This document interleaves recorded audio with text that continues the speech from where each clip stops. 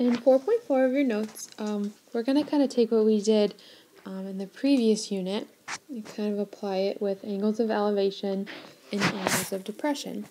An angle of elevation is the angle between the line of sight and the horizontal line when you're looking up. So if you're looking up, the angle of elevation is from like the horizon to where your eyes are looking, and it makes an angle, like in the example to the right. We have the straight line, the horizon, and then you're looking up. The angle made is called an angle of elevation. Well, the angle of depression is when you're looking down. So again, you have this horizon, the straight line, your line of sight when you're looking down. That angle made is the angle of depression. The angle of elevation is always congruent to the angle of depression. I like to think that they are like alternate interior angles.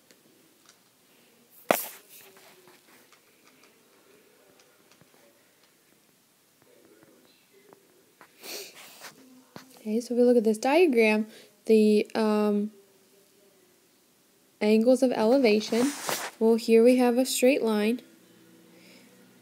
Here we have a straight line, and here we have a straight line. I like to identify my straight lines and then connect my straight line to a line of sight.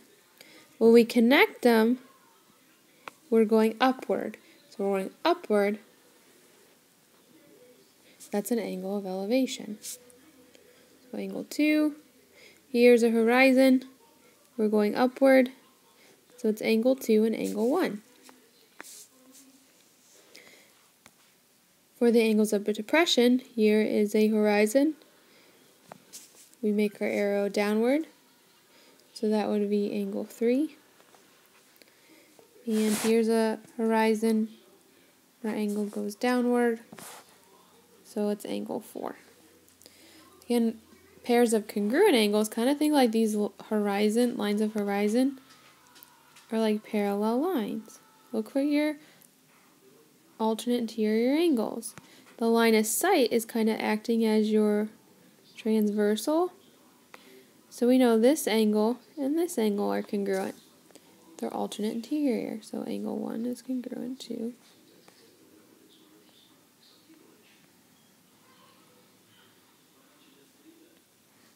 angle 1 is congruent to angle 3.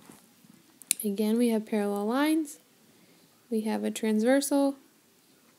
We can say angle 4 is congruent to angle 2.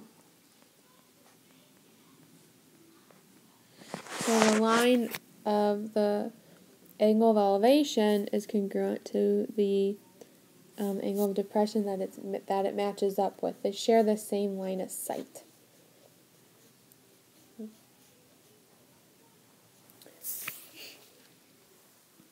Well, if we apply this to a problem, in example 2, it says the top of a signal tower is 120 meters. Label that for us above sea level. The angle of depression, I think that's really important, angle of depression from the top of the tower to a passing ship is 25 degrees. We want to know how many meters from the foot of the tower is the ship. What students are really tempted to do is they just hear angle of depression and they think this right here. 25. That's 25 degrees. Well, is there a horizontal line that this angle is touching? No. So this is not our angle of depression. We have to pretend, because notice how we have a horizontal line here? Well, there's a horizontal line at the top of the tower that is parallel to it. It's imaginary, so we're just going to kind of draw it in ourselves. The angle of depression, again, is from that horizon down to that line of sight. This angle right here is 25 degrees. But that's not inside our triangle. If we can get the angle inside of our triangle, we can use trig ratios to help us find our answer. Well, just like we said, the angle of elevation and the angle of depression are congruent. So we know this angle is 25. Okay. Well, it's really helpful. Let's write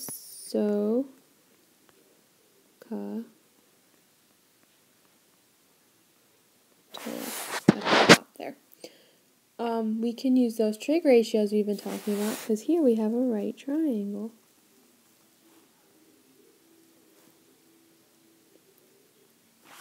We have a right triangle right there. So just like we did in the previous lesson, let's label. Here's our angle. We go across. That's our opposite. The hypotenuse is the one that's across from the 90-degree angle. And the line touching the angle that's not the hypotenuse is the adjacent. Well, we want to figure out how far the ship is from the foot of the tower. Well, that's this line right here.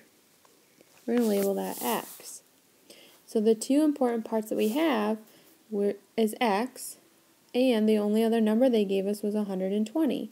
So we have our A and our O. If you look up here, tangent is the one with the A and the O. So if we find the tangent of 25, that will give us our opposite over our adjacent, our cross multiply. Technically this is over 1. So we get that X times the tangent of 25 is equal to 120. We want to get X by itself. Divide by the tangent of 25.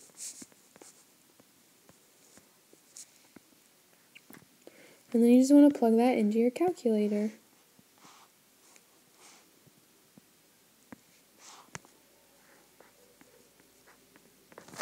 So you do 120 divided by the tangent of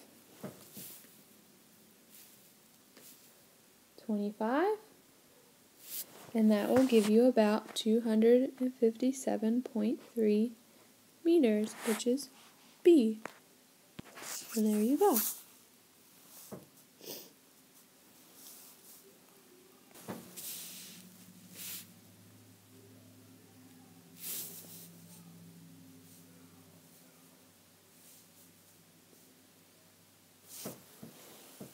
In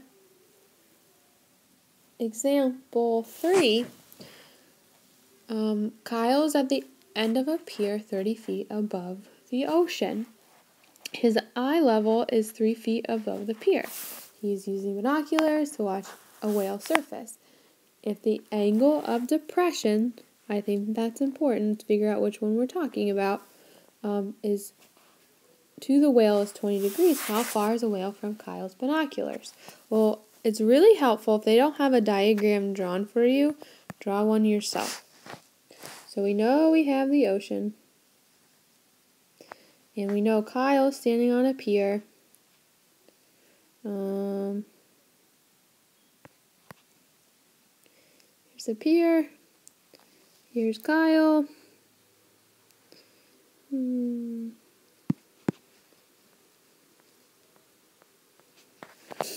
Okay. We know the pier is 30 feet, so we're going to label that the pier is 30. Plus, we have up till Kyle's eyes, which is another 3 feet.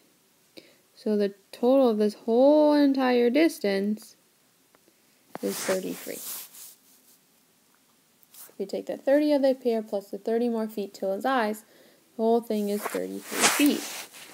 Well, here's our whale, and I'm going to try my best. Bear with me. There's our whale. And here is his line of sight to the whale. And here's the bottom of the pier to the whale. If you notice, we have a right triangle.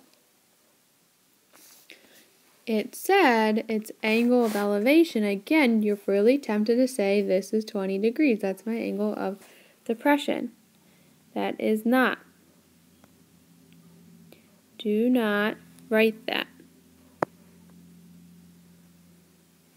That is not your angle of depression. Remember, there's a line that's parallel to the bottom of your triangle, this guy right here, that helps you make your angle of depression. So this angle right here is actually 20 degrees, which means it's this angle right here. It's congruent to it. This is your angle. This is your angle of elevation. It's congruent to your angle of depression. Well, now we have to look at the parts we have. We were given this whole thing was 33, and we want to find out the distance from his eyes to the whale. I'm going to label that X. Okay, well, here's our angle. The angle across from it is our opposite. The angle touching it, that's not. The hypotenuse is our adjacent.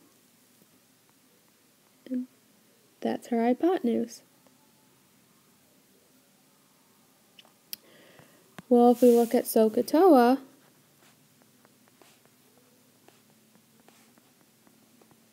we have our O and we have our H. Well, that means we're going to use sine.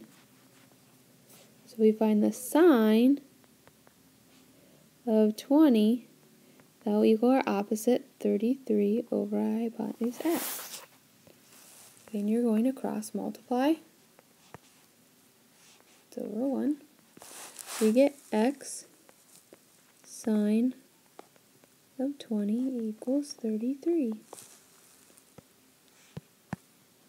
Divide by the sine of 20. And X equals, plug in your calculator, 33 divided by the sine of 20. About 35.1 feet. There you go. From his eyes to the whale is 35.1 feet. And there you go.